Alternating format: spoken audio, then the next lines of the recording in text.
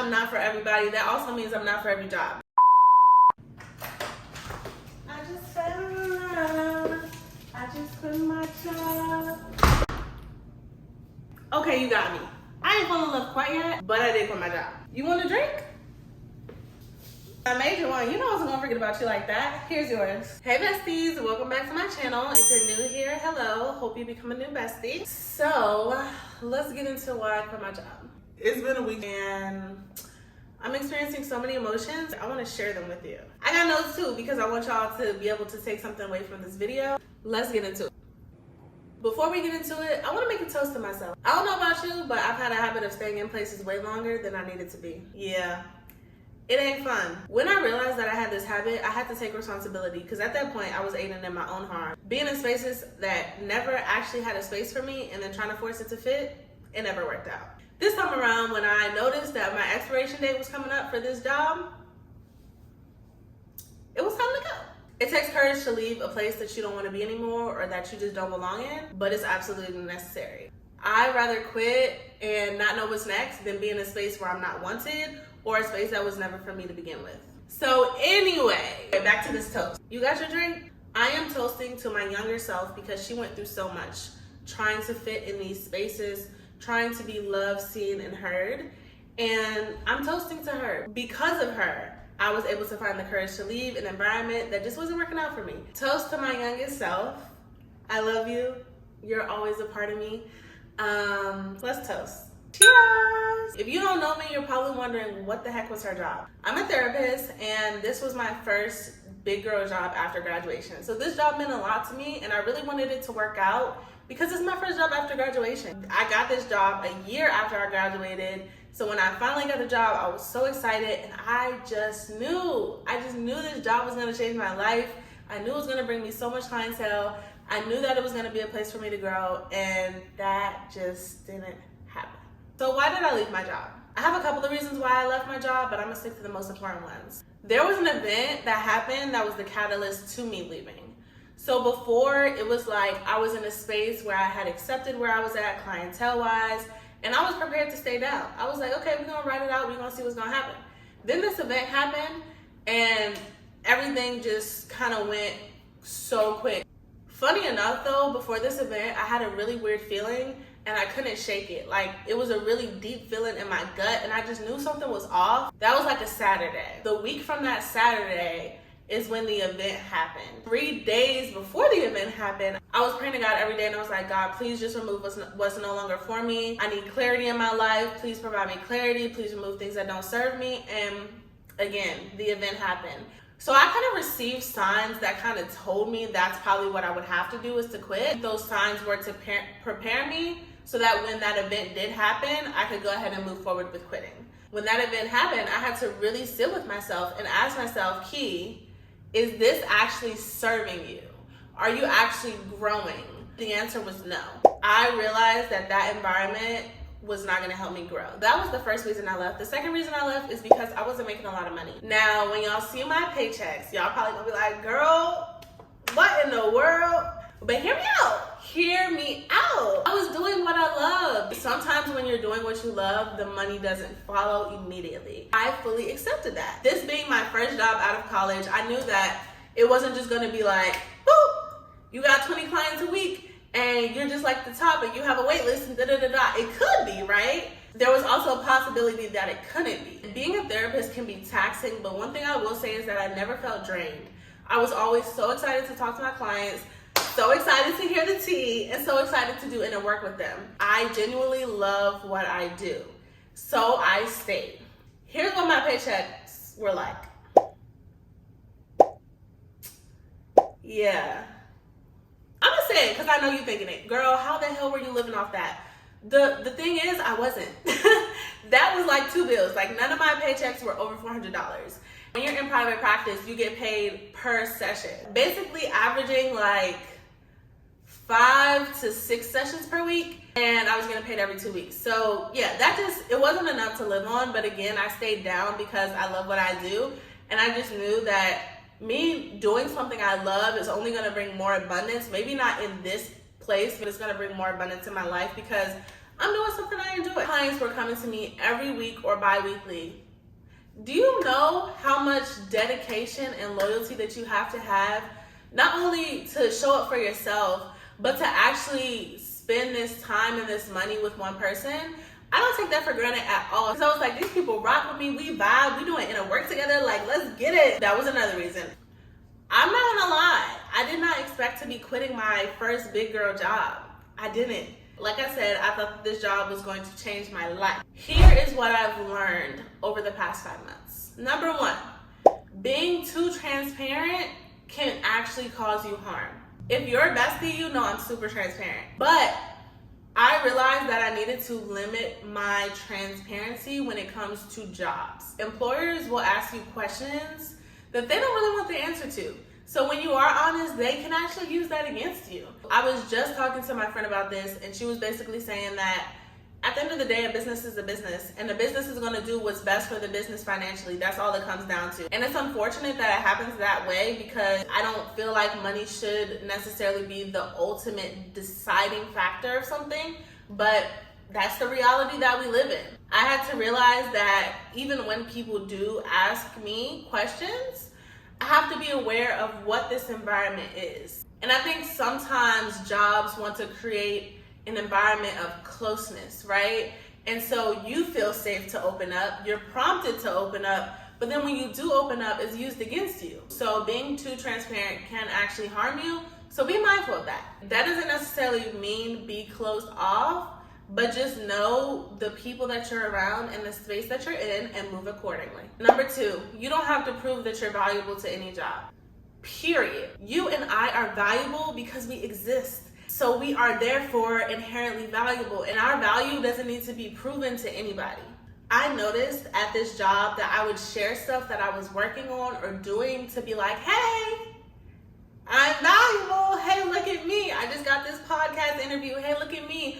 I just made this content. Hey, look at me. I just did this, because I wanted them to see me as valuable. In addition to that, I was overgiving, and I was putting my energy into this business that's not mine.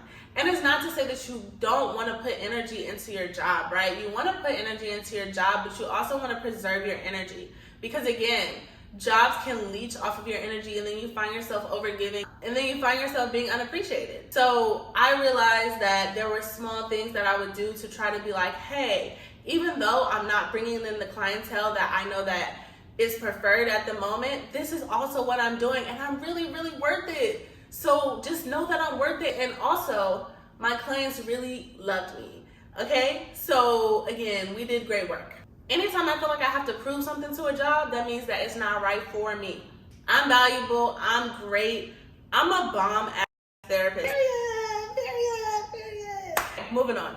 Number three, doing something you love is never a waste of time. Let me repeat that.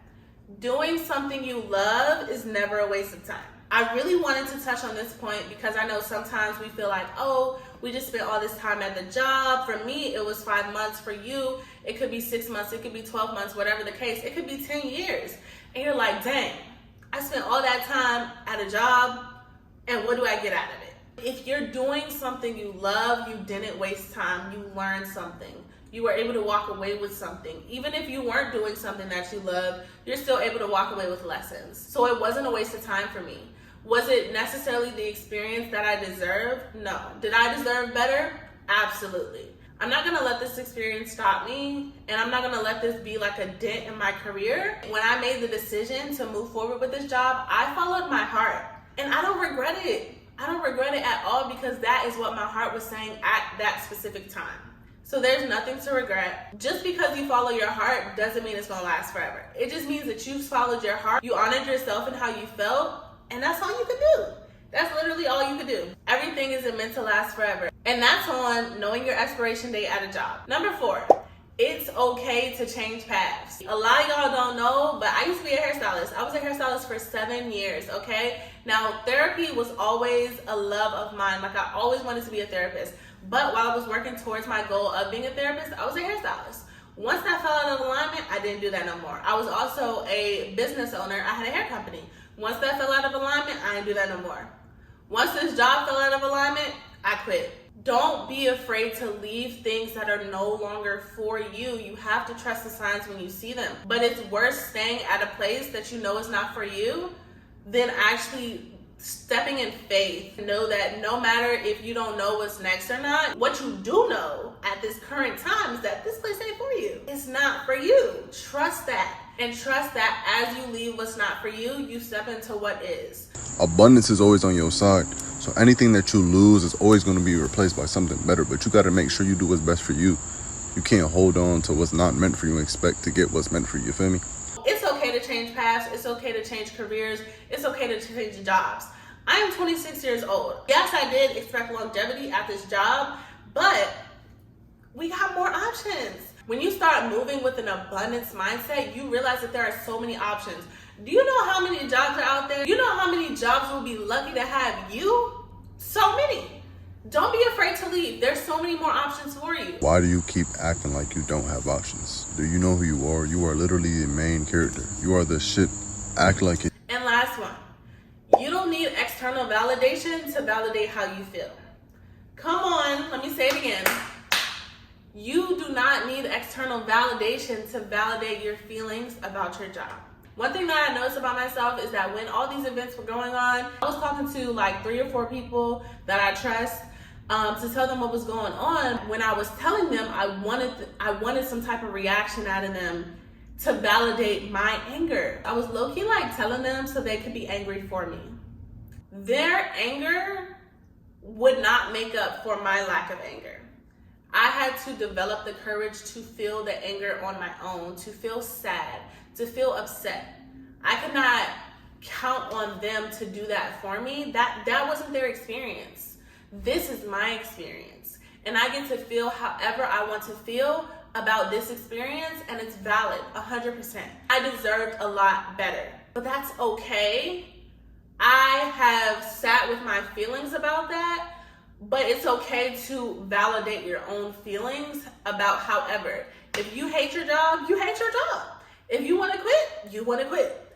It's okay. It's okay to feel that way, and nobody needs to confirm. What you need to do is give yourself the permission to confirm it yourself. Give yourself the permission to feel how you need to feel. Give yourself the permission to validate your feelings because you are worthy of that. Needless to say, I'm looking forward to what's next, okay? I don't know what's next, but I'm looking forward to it. I'm a powerhouse. I'm not gonna lie to you. I'm not for everybody. And I've accepted that. Because I'm not for everybody, that also means I'm not for every job. Every job isn't gonna rock with me. Every job isn't gonna appreciate me, and every job isn't gonna value me. And that's okay because I value myself, I appreciate myself, and I know what I bring to the table. And if a job doesn't want to sit down to experience that, that's on them. It ain't on me, baby. Now that I'm unemployed, what the heck is next? Girl, I couldn't tell you. I don't know. Hey God, what's next? Okay, you don't want to talk? Okay, cool. God don't want to talk right now. So, I don't know what's next. But what I do know is that I'm excited for what's to come. I truly do believe that so much better is ahead than what was behind me. As of right now, I'm just going to go back to being a full-time creator and be a lot more consistent. I really want to challenge myself to be consistent and really show up in the way that I want to show up. So that's what I'm doing, and I just feel so much joy making this video because I'm excited to talk to y'all and actually really talk. That's essentially what's in my court. I'm really open to what's coming, but I really know that I need to be in an environment that supports my soul growth. Sometimes jobs only want you for what you can do for them. They only want you because they're leeching off your energy and your ideas, and so you have to invest in jobs wisely. And until I find a job until a job comes to me that really supports my soul growth, I'm gonna be a full-time creator. And I don't have a problem with that because I absolutely love creating. And I hope that it takes me somewhere, especially financially, because your girl is struggling, okay? But that's part of faith. You leave places that are not for you so the places that are for you can come forward, period. So anyway, I am in a really good place right now. A part of my purpose is meant to heal others. I've been doing that for a really long time. Like, I feel like I just help people heal by my words. But I'm I'm really looking forward to be able to do that on a larger scale and to be able to impact people just how I've impacted my previous clients. Thank you for rocking with your girl. I know I've experienced a lot of freaking changes this year, and I appreciate y'all rocking with me. And I'm gonna keep staying prayed up, because that's all you can do. I do have healing sessions. If you want a healing session, find the link in the description. We can chat about whatever's on your heart. I'm excited. I'm excited to talk to you. Hope you enjoyed sipping with me. I'll see you in the next video. Bye, bestie.